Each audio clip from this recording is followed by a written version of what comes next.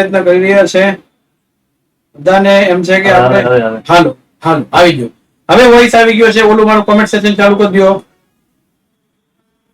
આવી ગયો બાળકો વોઇસ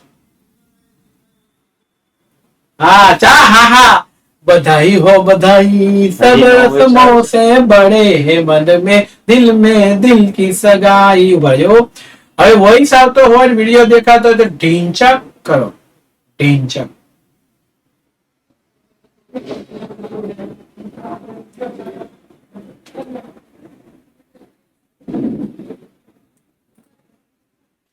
અવાજ નથી આવતો પણ સંભળાય છે હરિભાઈ ક્યાં છે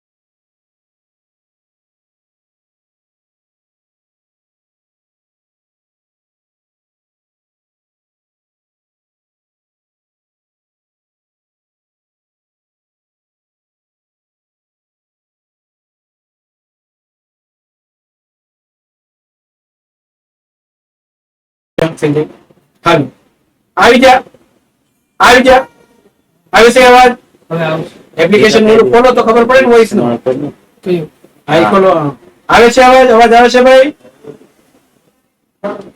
કમેન્ટ કરો વોઇસ આવે છે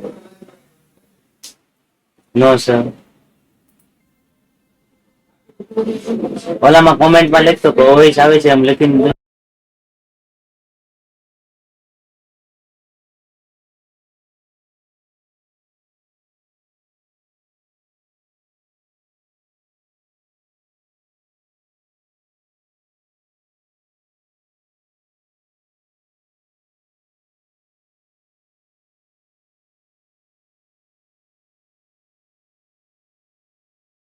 હવે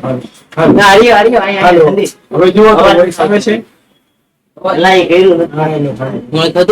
અવાજ નથી આવતો હવે હું આવે કીધું ઓલું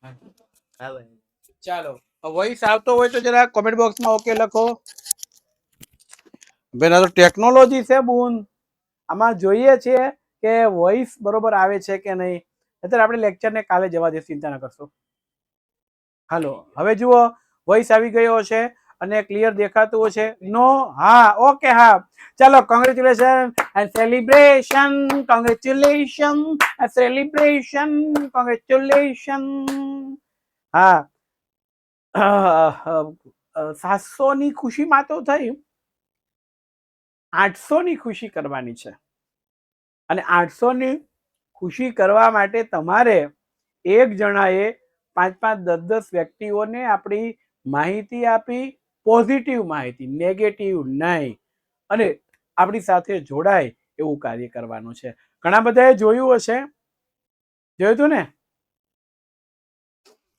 જોયું તું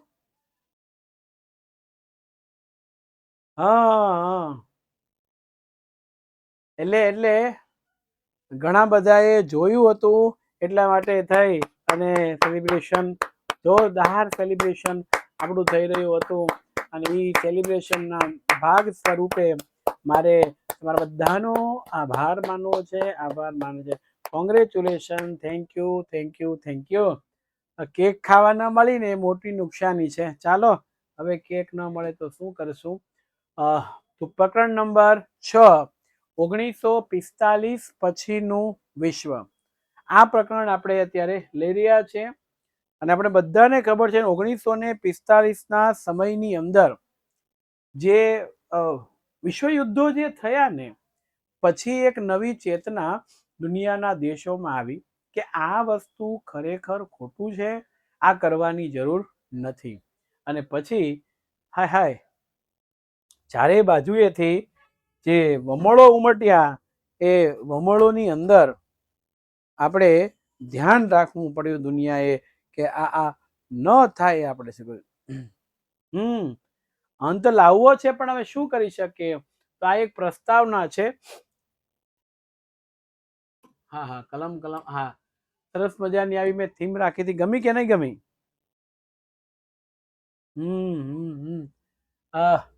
માત્ર પ્રસ્તાવના છે, પરીક્ષાની અંદર એ આવતી નથી, પણ આપણે જરાક જોઈ લઈએ કે આધુનિક યુગના બે મહાયુદ્ધો, પ્રથમ વિશ્વયુદ્ધ અને બીજું દ્વિતીય વિશ્વયુદ્ધ.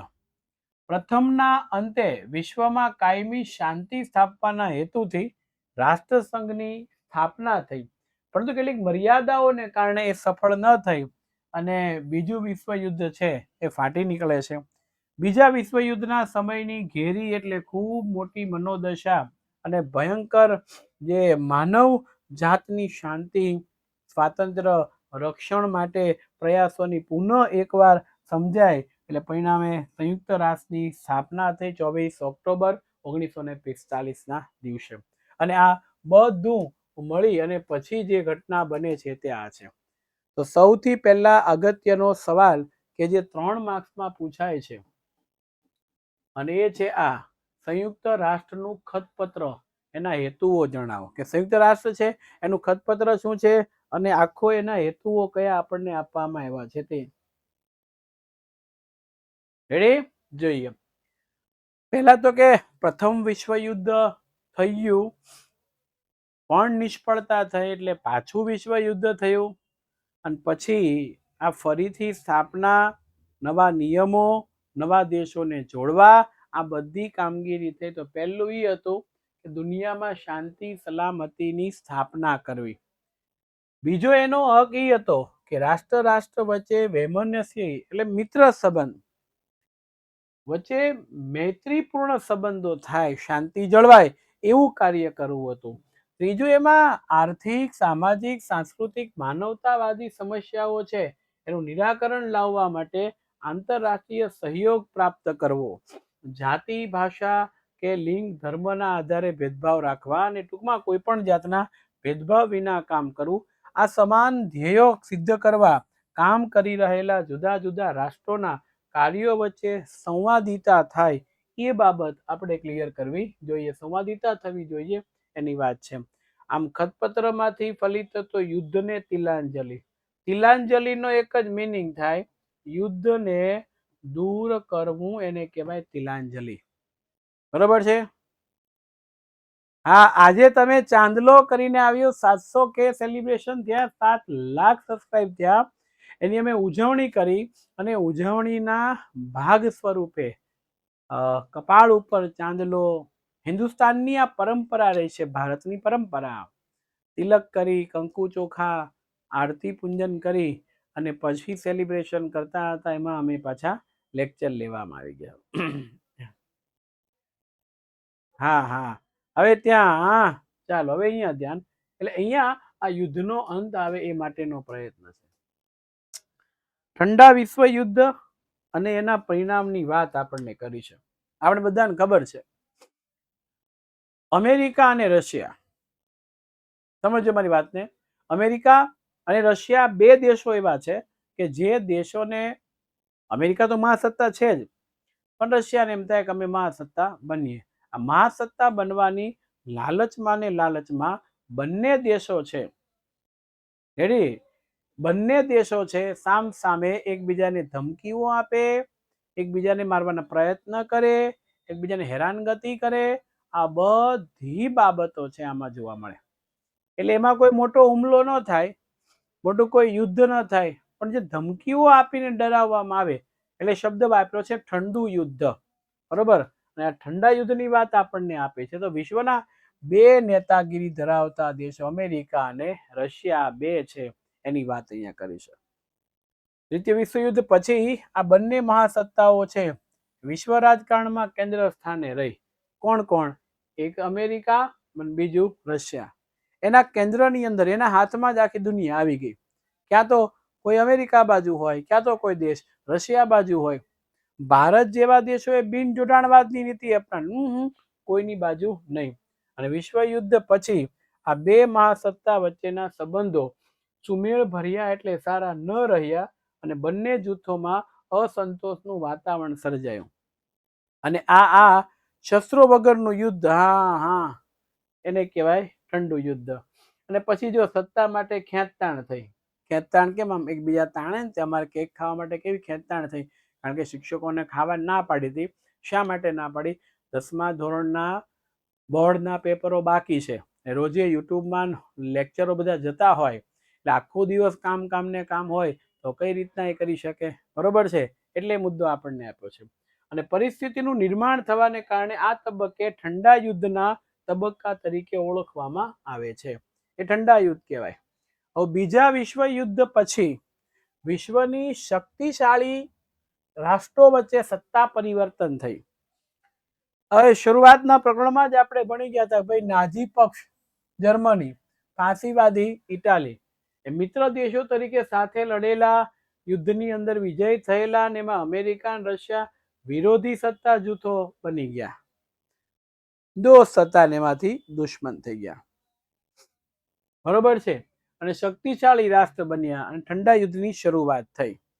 હવે તમે જુઓ, બ્રિટન અને ફ્રાન્સ આ બંને દેશો છે એ વિજય તો થયા પણ એને યુદ્ધમાં તારાજી નુકસાની ભયંકર થઈ. ખૂબ નુકસાન એમણે વેઠવું પડ્યું. અને હારેલા જર્મની, ઇટાલી, જાપાનની આર્થિક રાજકીય સ્થિતિ ખૂબ ખરાબ થઈ.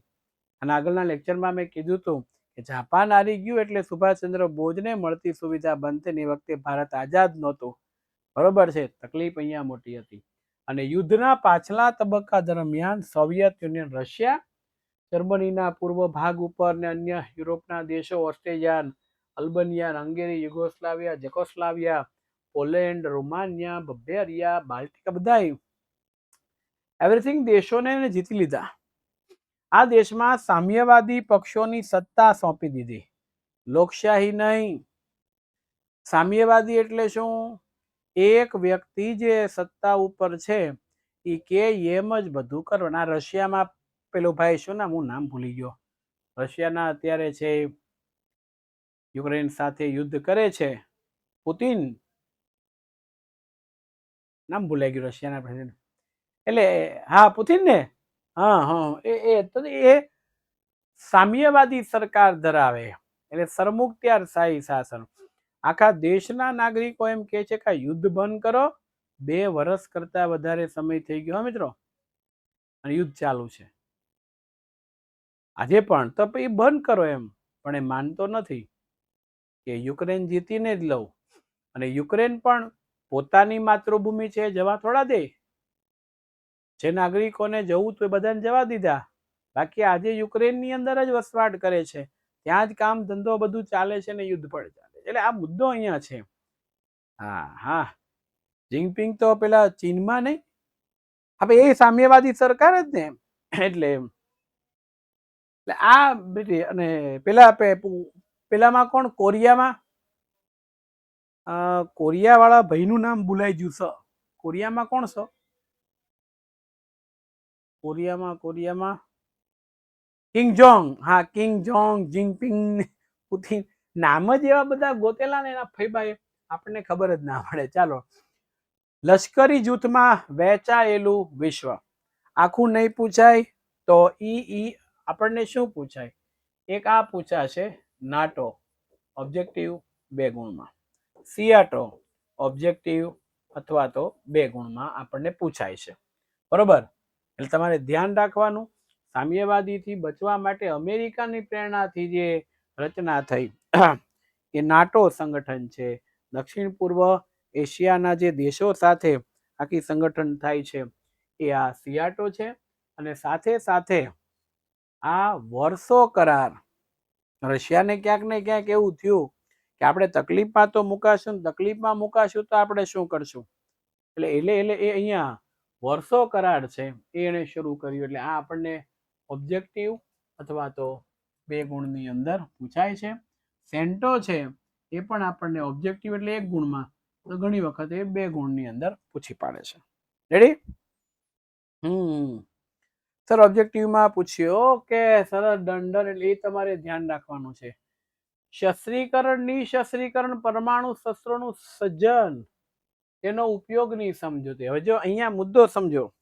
શસ્ત્રીકરણ એટલે શું? તો કે હથિયારો વાપરવા, હથિયાર ઉપયોગ કરવા. નિશસ્ત્રીકરણ એટલે શું? હથિયારો ન વાપરવા. પરમાણુ શસ્ત્રો તો ખબર ને, હિરોશીમા નાગાસાકી ઉપર જે આ ઘટના બની હતી પરમાણુ, એનો ઉપયોગ નહીં સમજૂતી આપો. આ દુનિયાના દેશો બધા ભેગા થઈને નક્કી કરવા મળ્યા શું કરવું છે તે. ઠંડા યુદ્ધ દરમિયાન સમગ્ર વિશ્વ જે છે, આખી દુનિયા છે, એના પ્રભુત્વ જમાવવા માટે 2 મહાસત્તા અમેરિકા અને રશિયા હરીફાઈમાં ઉતરી. એમાં અમેરિકાએ તો હિરોશીમા નાગાસાકી ઉપર બોમ્બ ફેંક્યા અને પોતે દુનિયામાં સર્વોપરી છે, બીજા વિશ્વયુદ્ધમાં સાબિત કરી દીધું. બધાએ ઘૂંટણે પડી ગયા. બરોબર છે.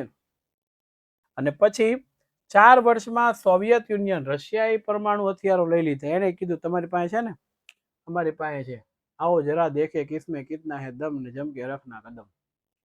અને અમેરિકાની પશ્ચિમે સામ્યવાદી શાસન પ્રથા ધરાવતો ક્યુબા નામનો એક નાનકડો એવો દેશ, એની નાકાબંધી છે. અમેરિકા નાકાબંધી કરવી એટલે ચારે બાજુથી ઘેરી લીધું.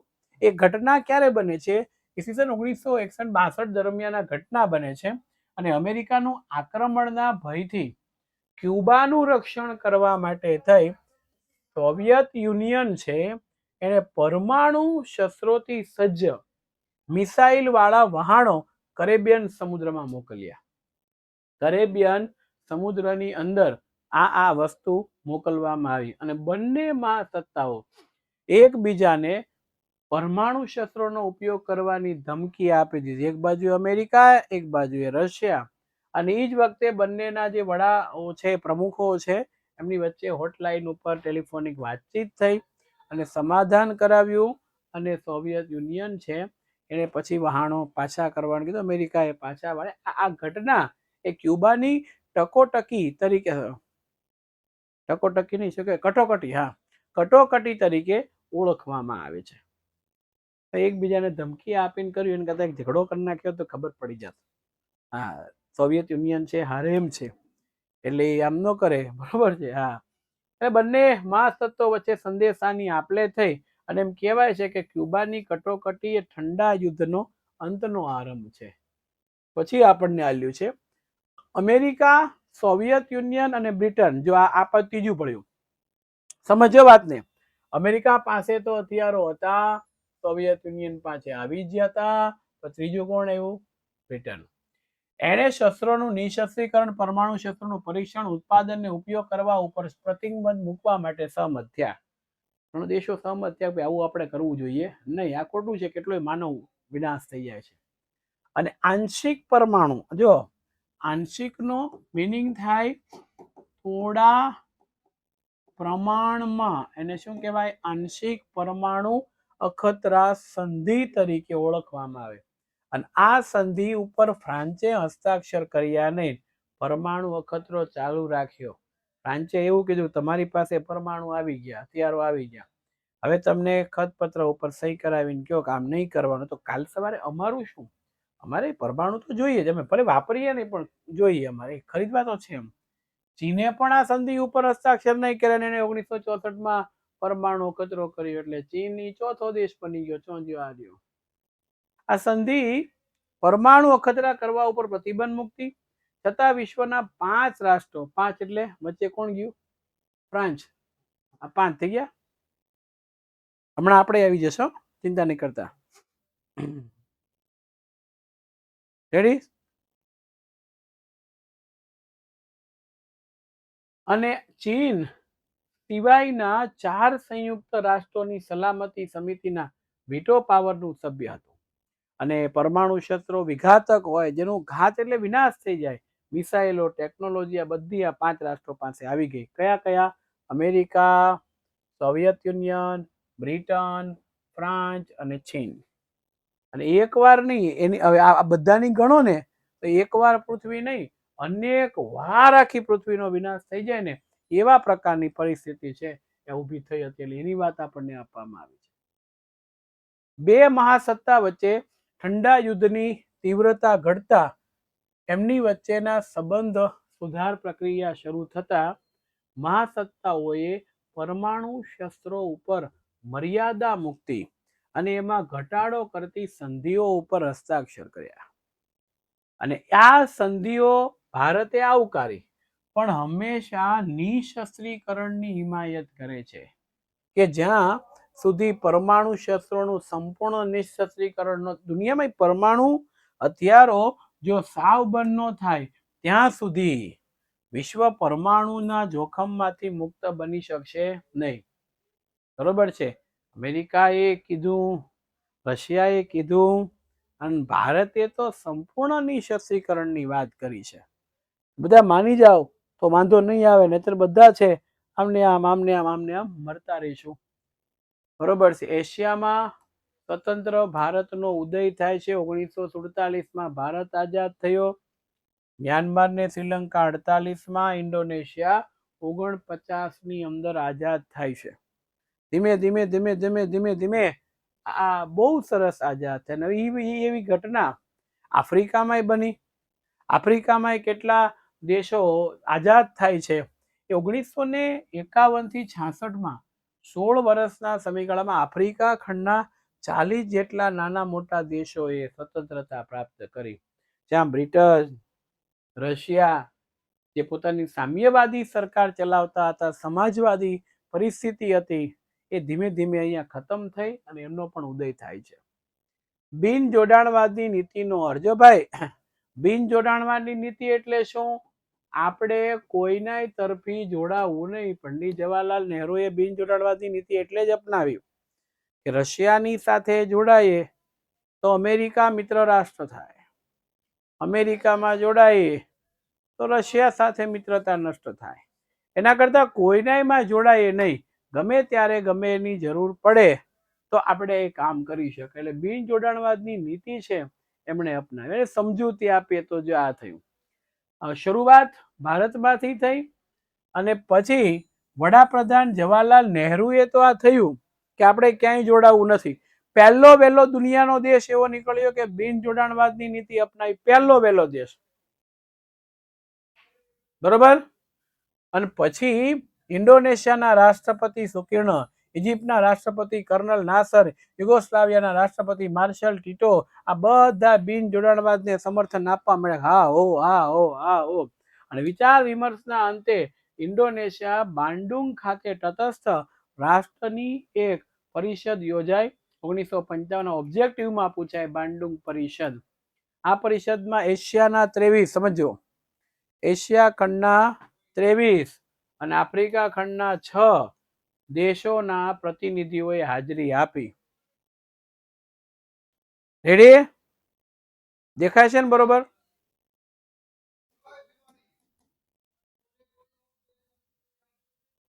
આ પરિષદમાં તટસ્થ દેશોનું સંગઠનનું માળખું, ભવિષ્યની કામગીરી નક્કી થઈ અને બેલગ્રેડ ખાતે યોજાયેલા પરિષદમાં વિધિસર રીત બિન જોડાણવાદની આંદોલન છે એ શરૂ થયું. પ્રથમ વડાપ્રધાન પંડિત જવાહરલાલ નહેરુ છે એણે ભારતને બિન જોડાણવાદની નીતિ અપનાવી કે આપણે કોઈના તરફી જોડાવું નથી. આપણે બિન જોડાયેલા રહીએ ને જ બરોબર છે. કારણ કે નહેરુ એવું માનતા હતા કે આ લશ્કરી જૂથમાં જોડાવાને બદલે તટસ્થ રહેવાથી રાષ્ટ્રીય હિતોનું વધારે સારી રીતે રક્ષણ થઈ શકશે અને વિશ્વ શાંતિ માટે કદાચ કોઈ એક સત્તા જૂથમાં જોડાઈએ તો તકલીફ પડી જાય એવું છે.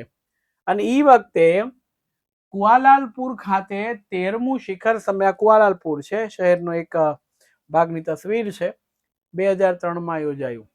અને પછી તો મિત્રો અમેરિકા એક મહાસત્તા તરીકે મજબૂત બની ગયું અને રશિયાને ખબર પડી ગઈ કે આપણે આ ડોટની અંદર રહેવું એના કરતાં એનાથી આગળ જવા માટે આપણે કંઈ એવું કરો કે જેનાથી આગળ જઈએ. બરોબર છે. અને બિન જોડાણવાદની નીતિને ભારતે પહેલા વહેલા સ્વીકારી અને દુનિયાના ઘણા બધા દેશો પણ સ્વીકારવા મળ્યા. આમ બિન જોડાણવાદનો નવો અભિગમ વિશ્વ રાજકારણની અંદર જળવાઈ રહ્યો છે.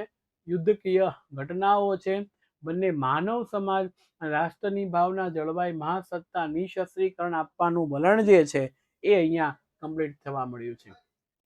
હવે જર્મનીના ભાગલાને એકીકરણ આ આપણે અગાઉ ભણી ગયા હતા, બરોબર છે. જર્મનીની અંદર કયો પક્ષ હતો? મુસોલિન આવ્યો હતો ને.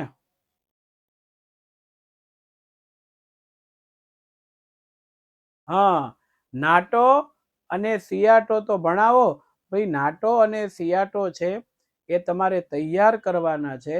પરીક્ષાની અંદર 1 કે 2 ગુણમાં કીધું છે એવી પણ મેં વાત કરી. એટલે થોડો પ્રયત્ન કરો. હવે 10મા ધોરણની અંદર પૂર્ણ તમે શિક્ષકો ઉપર આધાર નહીં રાખી શકો. ઘણા એવાય પ્રશ્નો હોય કે જે હોય ને આપણને પૂછાણા હોય છે. થોડુંક હાર્ડ વર્કિંગ આપણું રહેશે. આ પછી ન સમજાય તો મને વોટ્સઅપથી ફોનથી તમે કહો, બરોબર. થોડુંક ધીમે ધીમે કરતા શીખો. જર્મનીના ભાગલા, યસ, હિટલરની વાત કરવામાં આવી છે. વિશ્વયુદ્ધમાં ધ્વંસ થયું, હાર થઈ, એટલે જર્મની પુનઃ બેઠું કરી શકે એવા નેતાની જરૂરિયાત થઈ. પછી એનો વહીવટ વ્યવસ્થા છે એ વેચાણી. હવે કઈ રીતે વેચાણી? તો જુઓ, આ રીતના એના વહીવટ આખો વેચાય છે. એમાં 4 બાજુએ વિતરણ થયું છે.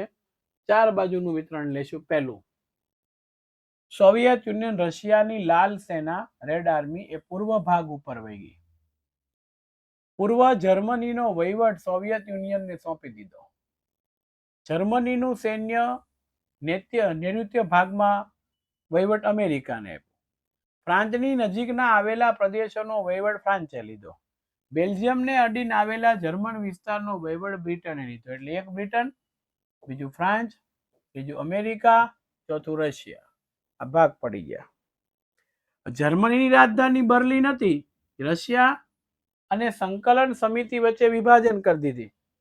એટલે શું થયું? એમની વચ્ચે એકતા માટે સંકલન સમિતિની રચના પણ કરવામાં આવી.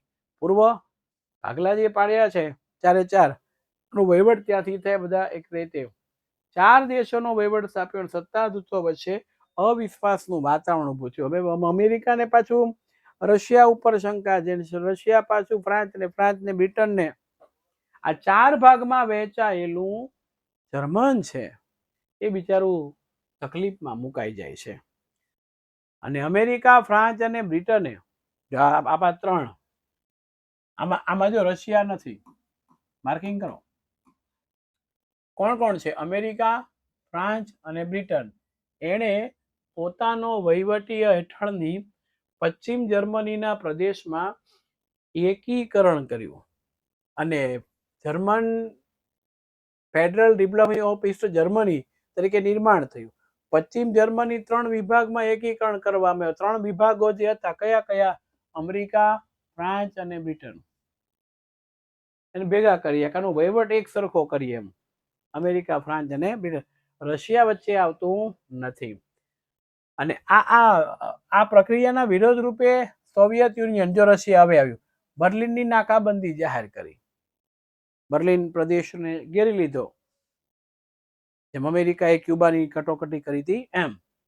અને આ બધા દેશોની વચ્ચે ભારે તણાવ ઊભો થયો, ઝઘડા ઊભા થયા અને પૂર્વ બર્લિન અને પશ્ચિમ બર્લિનને જુદી પાડતી 42 કિલોમીટરની લાંબી દિવાલ કરી દીધી. આપજો રશિયા ક્યાં પહોંચ્યું દિવાલો કરવા. અને જુલમી અને કડકાઈ ભર્યા વાતાવરણમાં અમેરિકા, ફ્રાન્સ અને બ્રિટન પોતાના વહીવટ હેઠળ પશ્ચિમ જર્મનીના પ્રદેશોનું એકીકરણ કરી federal republic of east Germany સ્થાપ્યું. આના 2 ભાગ થયા જર્મનીમાં, બર્લિનની અંદર. પશ્ચિમ જર્મની 3 વિભાગોનું એકીકરણ કરવામાં આવ્યું. એમાં બર્લિનના 3 વિભાગો એક કરવામાં આવ્યા. આ પ્રક્રિયા વિરોધરૂપ સોવિયત યુનિયન, જોજો, બર્લિનની નાકાબંધી જાહેર કરી. પરિણામે પશ્ચિમી દેશો અને સોવિયત યુનિયન વચ્ચે તણાવ. પશ્ચિમી દેશો કયા હતા? 3, અમેરિકા, ફ્રાન્સ અને બ્રિટન. એને તો નક્કી કર્યું ભેગું થઈને વહીવટ કરીએ, આ તો અલગ અલગ બહુ ખરાબ લાગે, યોગ્ય નથી વ્યવસ્થા. અને રશિયાએ ન માન્યું, પેલા ભેગા થયા એ એને ન ગમ્યું, એટલે એની વચ્ચે આ ઝઘડાઓ છે એ શરૂ થવા લાગ્યા છે. હવે તમે જુઓ, પશ્ચિમ બર્લિનને મુક્ત થવા મોકળાશ ભણ્યા વાતાવરણમાં નાસી જેવા ઉતાવળ્યા બન્યા. પશ્ચિમ બર્લિનને એ મુક્ત થઈ ગયું હતું. પૂર્વ બર્લિન મુક્ત નહોતું, તો ત્યાંથી લોકોને આ બાજુ આવવું, એટલે પશ્ચિમ બર્લિનના મુક્ત અને મોકળાશ વાળા વાતાવરણમાં આવવા માટે તેને લોકો ભાગ્યા. અને તે જે દિવાલો હતી, લોકો દિવાલો ઠેકીને જળમાર્ગે બર્લિનની અંદર પશ્ચિમ બાજુ જવાનો પ્રયત્ન કર્યો. એમાં ઘણાયનું મૃત્યુ પણ થયું. અને પૂર્વ જર્મની એ સામ્યવાદી સરકારમાંથી નાસી જવાના પ્રયત્નમાં કેટલાય લોકોને ગોળી મારવામાં આવી, કેટલાય લોકોને ધરપકડ થઈ, સજાઓ કરવામાં આવે છે, ક્રૂરતા ભરી વાત. આમ ઘણા લોકોએ પોતાના જીવ ગુમાવ્યા. અને ત્યાર પછી 4.5 દશકા છે, જો 4.5 દશકામાં પશ્ચિમ જર્મનીએ ખૂબ વિકાસ કર્યો, આર્થિક અને અન્ય ક્ષેત્રમાં સિદ્ધિ પ્રાપ્ત કરી, જેને જર્મન ચમત્કાર કહેવાય છે. આ પૂછાય છે, જર્મન ચમત્કાર કોને કહેવાય? તો આ છેલ્લો પેરેગ્રાફ છે એ સોરી, આ છેલ્લા 2 પેરેગ્રાફ છે એને તમારે લખવાના રહેશે. રેડી? હા હા. હવે અહીંયા ધ્યાન રાખો, આપણે વાત કરશું, આ કોઈનું કન્ક્લુઝન આપેલું છે, ખાલી તમારે સમજવાનું છે, યાદ ન રહે તો વાંધો નથી. શું સમજશું? તો કે 1990 સુધીમાં આંતરરાષ્ટ્રીય રાજકારણમાં દૂરોગામી બહુ લાંબા અસરના ફેરફાર થયા. એમાં સામ્યવાદી યુરોપના પૂર્વ દેશો અને પશ્ચિમના લોકશાહી તંત્ર ધરાવતા દેશોનું અંતર ઘટ્યું અને લોખંડી આવરણ અદૃશ્ય થવા લાગ્યું. અને પરિણામે સોવિયત સંઘનું વિઘટન થતા, એની ચર્ચા હવે પછી આપણે કરીશું. પૂર્વ અને પશ્ચિમ જર્મનીમાં કડવાશ ઊભી થઈ. વળી પાછું આ એકીકરણ થયું, વળી પાછું બર્લિનની દિવાલો તૂટીને સંયુક્ત બર્લિન 1990 પછી અમલમાં આવે છે. વેપાર, વાણિજ્ય, ધંધા છે બચારાના એ પડી ભાગે છે. સોવિયત યુનિયન, રશિયા છે ને, આ યુક્રેનને રશિયા એવું કે અમારામાં જોડાઈ જાઓ એમ. આપણે કેમ ભારત હોય તો ભારતમાં પાકિસ્તાન ને બાંગ્લાદેશ ને નેપાળ ને ભૂતાન ને શ્રીલંકા ને બધા જોડાઈ જાય, પણ ધીમે ધીમે એ અલગ પડે એટલે વિઘટન થાય. આવી ઘટના અહીંયા આપણને આપી છે. રેડી? હા, 20મી સદીના છેલ્લા દાયકા દરમિયાન સોવિયત યુનિયનના પ્રમુખ ગોર્બોચોવ, ધ્યાન રાખજો, ઉદારમતવાદી હતા. એણે વિચાર્યું કે સોવિયત યુનિયન છે એમાં કંઈ પરિવર્તન લાવીએ અને વિભાજન કરીએ. એટલે જે દેશોને જેમાં જોડાવું એને કીધું અલગ થવું તો અલગ થઈ જાવ. મિખાઇલ ગોર્બોચોવ સામ્યવાદી પક્ષના નવા મંત્રી તરીકે આવ્યા 11 માર્ચ 1985. ઉદારમતવાદી વલણ ધરાવતા એટલે રશિયાએ વિજ્ઞાન ટેકનોલોજી ક્ષેત્રે પ્રગતિ કરી, અમેરિકા જેવી મહાસત્તા સામે શક્તિ ધરાવતું થઈ ગયું. એ ઝઘડો નહીં, પણ આપણે શું કરી શકીએ સામે સામે એ કરો. એટલે ગોર્બોચોવ છે ને, એણે આ એક નીતિ અપનાવેલી, સ્ટ્રેટેજી ગ્લાસનોસ્ટ ખુલ્લાપણું અને પેરેસ્ટ્રાઇકા આર્થિક અને સામાજિક સુધારણા નીતિ. અને આ પૂરા નામ પૂછાય, ગ્લાસનોસ્ટ એટલે શું, બીજું પૂછાય પેરેસ્ટ્રાઇકા એટલે શું. એટલે સોવિયત યુનિયન છે એ સમાજવાદી પ્રજાસત્તાક સંઘની સ્વાતંત્ર્ય મેળવવાની ઉત્કંઠા જગતા સોવિયતના ઘટક રાજ્યો એક પછી એક સ્વતંત્ર બનવાની ઘોષણા કરવા લાગ્યા. સોવિયત યુનિયન સાથે જોડાયેલા હતા એ રાષ્ટ્રો વિચાર્યું કે અમે અલગ થઈ. પુતિન પછી રશિયાના વડાપ્રધાન, એ તો કોને ખબર ભાઈ, આપણને તો ખબર ન હોય કે ત્યાં આપણને આ વડાપ્રધાન કોણ બને એની માંડ ખબર હોય ને ભાઈ, તો ત્યાં તો ક્યાં પ્રશ્ન નથી ને. એટલે આ સ્વતંત્ર બની ગયું. અને ધીરે ધીરે સોવિયત યુનિયન છે આખે આખું, એનો વહીવટ સામ્યવાદી પક્ષ અમલદારશાહી લાલ તેના રેડ આર્મી હમણાંની પકડ ઢીલી પડી અને સોવિયત યુનિયન વિભાજન. વિભાજનનો મિનિંગ શાય ભાગલા પાડવા. તે છેલ્લે વિઘટન કરતા એમાંથી છૂટા પડતા કુલ 15 રાજ્યોમાંથી 14 રાજ્યો સ્વતંત્ર થયા વિઘટન 1991માં. એટલે દુનિયાના દેશો કુલ કેટલા ને એનો આંકડો એક્ઝેક્ટ ન આપી શકીએ, કારણ કે આમ સોવિયત યુનિયન છે એ રીતના બીજા આફ્રિકાન ઘણા બધા ખંડોમાંથી દેશો છૂટા પડતા હોય, ભેગા થતા હોય, આવું થતું હોય. અને આખું જે સોવિયત યુનિયન છે બરોબર છે એ અહીંયા વિઘટનમાં જાય છે. આંતરરાષ્ટ્રીય ક્ષેત્રે ભારતનું પ્રદાન. દુનિયાને જ્યારે જ્યારે મદદની જરૂર છે ને, કોરિયાના યુદ્ધમાં ઘવાયેલા સૈનિકોને સારવાર કરવા માટે ભારતે તબીબો, તબીબી એટલે શું થાય ખબર, ડોક્ટર, એમને મોકલ્યા. એ જ રીતે યુદ્ધ ટુકડીઓમાં ગાઝા, સાયપ્રસ, કોંગો, શ્રીલંકા વચ્ચે સર્જાયેલી જે કટોકટી હતી એમાં બરોબર છે એની અંદર પણ શાંતિ સ્થાપવા માટે ભારતે પોતાના સૈનિકોને મોકલ્યા. આમ આંતરરાષ્ટ્રીય શાંતિ સલામતી વિશ્વના લોકોના સ્વાતંત્રતા માટે કામ કર્યું છે. હવે બીજું એ કે નિશસ્ત્રીકરણનો ઠરાવ રજૂ કરી ભારતે શાંતિની ઈચ્છા આપી કે આ શસ્ત્રોની કોઈ જરૂર નથી, એને બંધ કરો. અને હવે તમે જુઓ આ વિશ્વ શાંતિ તરફ ભારત લઈ જાય. દુનિયાના દેશો સાથે ભારતને કેવા સંબંધ છે તે સૌથી પહેલા ભારત અમેરિકાના સંબંધો છે. 4 ગુણમાં આપણને પૂછાય છે એટલે જરા ધ્યાન રાખવું. સમાનતા, અમે ભારત છે એ પણ લોકશાહી અને અમેરિકા પણ લોકશાહી. બંને વચ્ચેના સંબંધ ચડાવ ઉતાર વાળા રહ્યા છે. સારા સંબંધો કેમ રહ્યા? ભારત છે લોકશાહી, અમેરિકા લોકશાહી. ખરાબ સંબંધો કેમ રહ્યા? ભારતે શું કર્યું? અમેરિકા, રશિયા બંને પક્ષ આવે પણ બેમાંથી કોઈ એકના પક્ષની અંદર ભારત જોડાયું નહીં. અને ભારત ન જોડાયું એટલે ન ગમ્યું. અહીંયા ન ગમ્યું, બિન જોડાણવાદી અપનાવ્યું ને તે થોડોક ઝઘડો થયો. બરોબર છે. અહીંયા જમ્મુ કાશ્મીરની બાબતમાં એને પાકિસ્તાનની તરફદારી કરી કે જમ્મુ કાશ્મીર પાકિસ્તાનનો ભાગ છે. આવું શા માટે અમેરિકાએ કર્યું? કારણ કે આપણે એમાં જોડાયા નહીં એટલે. તો ત્યારથી માંડીને અહીંયા સુધી આ સંબંધો છે એ થોડાક કડવાશ વાળા રહ્યા.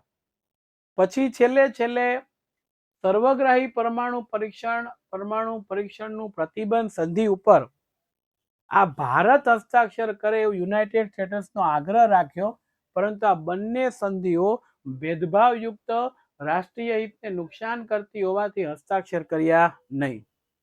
અને પોતાના ઈરાદાઓ છે એ આગ્રહની અવગણના થતા યુનાઇટેડ સ્ટેટ્સે ભારત નારાજ થયું. ભારતે પોખરણની અંદર રાજસ્થાનમાં આવી ગયો. જો 1998માં પરમાણુ અખતરો કર્યો ત્યારે એને ગંભીર નોંધ લીધી, કેટલાક પ્રતિબંધો મૂક્યા કે આ બરોબર કહેવાય નહીં. અને યુનાઇટેડ સ્ટેટ્સ એની અંદર જ્યારે ન્યુયોર્કના વર્લ્ડ ટ્રેડ સેન્ટર ઉપર 2001માં આતંકવાદીઓનો હુમલો થયો ત્યારે ભારતે એને મદદ કરી. તો ત્યારથી બંને વચ્ચેના સંબંધો પાછા થોડા સારા થયા છે. આ અગત્યનો સવાલ છે. આર્થિક ક્ષેત્રે એને આપણને મદદ કરી છે, આપણે પણ એને જ્યાં જ્યાં જરૂર પડે ત્યારે મદદ કરી છે. એટલે 4 માર્ક્સની અંદર એ અગત્યનું પૂછ્યા. હવે જોજો, સપ્ટેમ્બર 2014-15માં ભારતના વડાપ્રધાન નરેન્દ્ર મોદી અમેરિકાની મુલાકાતે ગયા હતા અને યુનાઇટેડ અમેરિકાના પ્રમુખ બરાક ઓબામા, ધ્યાન રાખજો, 26મી જાન્યુઆરી 2015 બરાક ઓબામા ભારતમાં આવ્યા હતા અને મહેમાન મુખ્ય બન્યા હતા સમારોહના. ભારતીય ગણતંત્ર દિવસમાં ભાગ લેનાર અમેરિકાના પ્રથમ પ્રમુખ કોણ? આ પૂછાય તો એનું નામ છે બરાક ઓબામા. આમ ભારત છે એ અમેરિકાના સંબંધો સુમેળ ભર્યા રહ્યા. અને આતંકવાદના પ્રશ્ને બંનેના રાષ્ટ્રો, દુનિયામાં આતંકવાદ થાય એનો બંને રાષ્ટ્રો છે ને એ વિરોધ કરે છે. અમેરિકા પણ વિરોધ કરે છે અને ભારત પણ વિરોધ કરે છે. ભારત અને રશિયા વચ્ચેના સંબંધો છે. આ પણ પરીક્ષામાં 3 ગુણમાં પૂછાય. ભારે ઉદ્યોગો છે એની સ્થાપના થઈ, સંરક્ષણ માટે સોવિયત યુનિયને મદદ કરી. કાશ્મીરના પ્રશ્નની અંદર રશિયાએ ભારતનો પક્ષ લીધો, અમેરિકાએ પાકિસ્તાન ભારતનો લીધો. અને સલામતી સમિતિની અંદર વીટો પાવર ધરાવે. વીટો પાવરમાં ખબર, 5 વીટો પાવર ધરાવતી મહાસત્તા, જેમાંથી 1 ના પાડે એટલે કામ ન થાય. બરોબર છે. કાશ્મીરના પ્રશ્ને જ્યારે જ્યારે જરૂર પડી રશિયાએ વીટો પાવર વાપરી અને ભારતની તરફદારી કરે. મૈત્રીભર્યા સંબંધો છે એ બંને વચ્ચે રહ્યા છે. આ સંબંધો તો પહેલેથી જ સારા નથી. આઝાદી મળી ત્યારથી રેડી. આઝાદી પછી ભારત પાકિસ્તાનના સંબંધો તણાવ ભર્યા. બે દેશો વચ્ચે ઘણા યુદ્ધ થયા. પહેલું યુદ્ધ 1948માં, બીજું 65માં, ત્રીજું 71માં આ યુદ્ધ થયા. બંને દેશો વચ્ચે કરારો થયા. સિમલા કરાર, તાશ્કેત કરાર. પાકિસ્તાન એ કરારોમાં નિષ્ઠાપૂર્વક અનુસર. કરાર થાય એટલે નક્કી હોય કે આમ કરવાનું, પણ એ અનુસરે નહીં. યુદ્ધભંગ કરે. એમાં કારગિલનું યુદ્ધ જે છેલ્લે થયું જબર થઈ ગયું. કારગિલના પ્રદેશના પહાડોની ટોચ ઉપર એના સૈનિકો ચડી ગયા. ત્યાંથી નીચે ગોળીબાર કરે. ઉપરથી નીચે બધું રીતે પણ નીચેથી ઉપર ખબર ન પડે ત્યાં કોણ છે. તેમ છતાંય આપણા સૈન્ય દળે ફાઇટ આપી અને યુદ્ધ જીત્યા. બંને દેશના વડાની સમસ્યાઓ શાંતિપૂર્ણ સમાધાન ઉકેલ લાવવાના પ્રયત્ન થાય છે. ભારત અને ચીન, આમ હિન્દી ચીની ભાઈ ભાઈ કહેવત છે, પણ બહુ કઈ ખાસ હવે નથી રહી. કારણ કે ચીન છે ધીમે ધીમે કરતું સમુદ્રમાં, ધીમે ધીમે કરતું જમીનમાં, હિમાલય બાજુએથી, તિબત બાજુએથી ઘૂસણખોરી કરવાનો પ્રયત્ન કાયમિક માટે કરે છે. એ મુદ્દો ખાસ આપણે અહીંયા નોંધ રાખશું. બંને વચ્ચેના સંબંધોની શરૂઆત 54 થી થઈ. કારણ કે ચીને જ્યારે પોતાની સરહદના નકશા પ્રકાશિત કર્યા ત્યારે ભારત ચીન વચ્ચે ભંગાણ પડ્યું. કે આંતરરાષ્ટ્રીય નકશો પ્રસિદ્ધ કર્યો, આપણા કેટલાક ભાગને પોતાનો ભાગ છે એમ ગણાવ્યું. અને ચીને ભારતના ઘણા વિસ્તાર પોતાના છે એમ કહ્યું, જેથી ભારતે સખત વિરોધ કર્યો. ભારત અને ચીન વચ્ચે સરહદ દર્શાવતી મેકમોહન રેખા ચીને અસ્વીકાર કર્યો. આથી બંને વચ્ચેની મતભેદ ઉભો થયો. એને આક્રમણ કર્યું. 1962માં ભારત અને ચીન વચ્ચે યુદ્ધ થયું. અને જે પ્રદેશો, ધ્યાન રાખજો, જે પ્રદેશો એને પોતાના પ્રદેશો તરીકે દર્શાવ્યા એના ઉપર એને કબજો મેળવ્યો, જીત મેળવી અને ભારત સરહદનું સંરક્ષણ લશ્કર મોકલ્યું અને ચીને તરફથી યુદ્ધ જાહેર કર્યું. એ રીતે યુદ્ધનો અંત આવ્યો. આપણે લશ્કરો મોકલવા મળ્યા ને, ચીને પછી યુદ્ધ વિરામનું કીધું કે આ જે પ્રદેશો અમારા અને એ પ્રદેશો છે તમારા, તિબ્બત ને બાજુના પ્રદેશો લઈ લે છે. અને છેલ્લે ભારત અને ચીન વચ્ચે પરસ્પર સહકાર, મૈત્રીપૂર્ણ સંબંધો વિકસ્યા. વડાપ્રધાન નરેન્દ્ર મોદી અને ચીનના વડાપ્રધાન જિનપિંગ આવી ગયા. વચ્ચે રિવરફ્રન્ટ અમદાવાદ ખાતે એક સૌજન્ય મિત્રતાની મુલાકાત છે 2014માં થયેલી. આ આપણને ઓબ્જેક્ટિવમાં પૂછાય છે. બરોબર. ભારત અને બાંગ્લાદેશ આમાં ક્યાંય વિવાદ નથી આવ્યો. ભારત બાંગ્લાદેશ બહુ સારા સંબંધો, હા બહુ સારા. જો 1971માં એક સ્વતંત્ર સાર્વભૌમ રાષ્ટ્ર તરીકે બાંગ્લાદેશનો ઉદ્ભવ થયો. ભારત પાકિસ્તાનના ભાગલા થયા ને ત્યારે પાકિસ્તાન માટે બે ભાગ હતા. એક અત્યારે પાકિસ્તાન છે તે, અને જે બાંગ્લાદેશ રાષ્ટ્ર છે ને એ પૂર્વ પાકિસ્તાન તરીકે ઓળખાતું. પણ 1971ની અંદર એ પાકિસ્તાનનો વિરોધ, જેમ આપણે આઝાદી મેળવવાનો પ્રયત્ન કર્યો એમ ત્યાં પ્રયત્ન થયા અને બાંગ્લાદેશ એ સ્વતંત્ર રાષ્ટ્ર થઈ ગયું. બરોબર છે. એક નવું ઉભરી આવેલું રાષ્ટ્ર તરીકે ભારતે બાંગ્લાદેશને નાણાંની, ટેકનોલોજીની, ભૌતિક સાધનોની મદદ કરી. કેટલીક બાબતમાં ભારત અને બાંગ્લાદેશ વચ્ચે મતભેદો ઊભા થયા પણ છે. ગંગા નદીના પાણીનો ઉપયોગ વહેંચણીમાં થયેલી ચર્ચા દ્વારા સમાધાન કરવામાં આવ્યું. અતિવૃષ્ટિ, વાવાઝોડા જેવી પરિસ્થિતિમાં આપણે એમને મદદ કરીએ છીએ. અને આ યાદ રાખજો, 2015માં વિવાદિત જમીન વિસ્તાર ક્ષેત્ર, એ જમીનમાં રહેતા નાગરિકો કોના છે એના પ્રશ્નનું વાટાઘાટો થઈ ઉકેલ લાવવામાં આવ્યું. કારણ કે પ્રદેશો કોના એક્ઝેક્ટ નક્કી ન થાય ત્યાં સુધી થાય નહીં. ભારત ભૂતાન, ભૂતાનમાં તો ખૂબ લાંબા સમય સુધી રાજાશાહી શાસન હતું. એટલે એ રાજાઓ છે એની સાથેથી મિત્રતાની સંધિ 1949માં થઈ. સંરક્ષણ વિદેશ નીતિમાં ભારત વિશ્વાસમાં લેવાનું સ્વીકાર્યું. સંદેશા વ્યવહારને સારું કામ થયું ને વડાપ્રધાન નહેરુએ ભૂતાનની 1958માં મુલાકાત લીધેલી.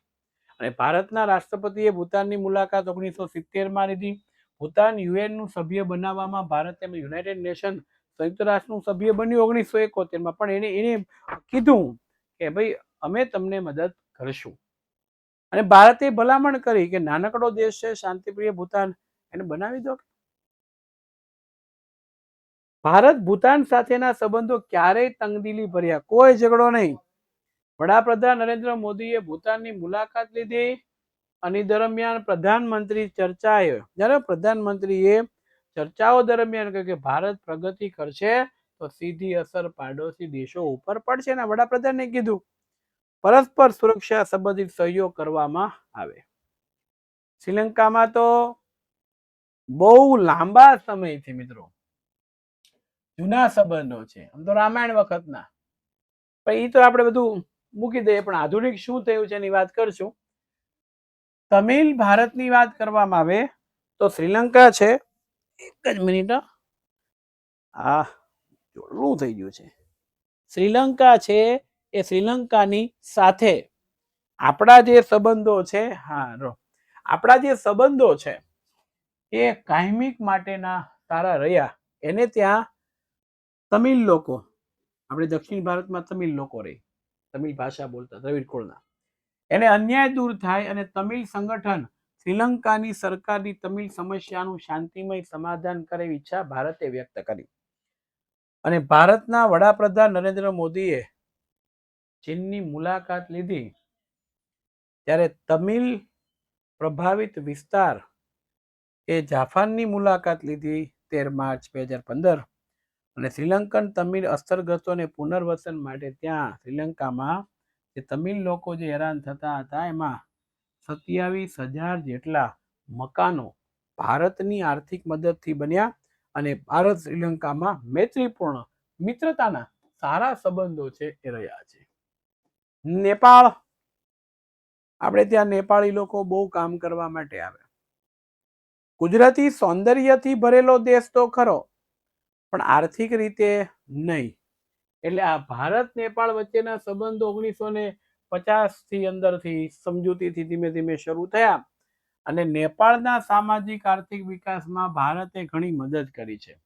અને એના વિદ્યાર્થીઓ ભારતમાં ભણવા માટે ઘણા બધા આવે.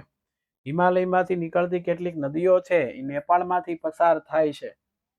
ચોમાસામાં ભારે પૂર આવે ત્યારે આપણે એને શું કરીએ છીએ, મદદ કરીએ છીએ,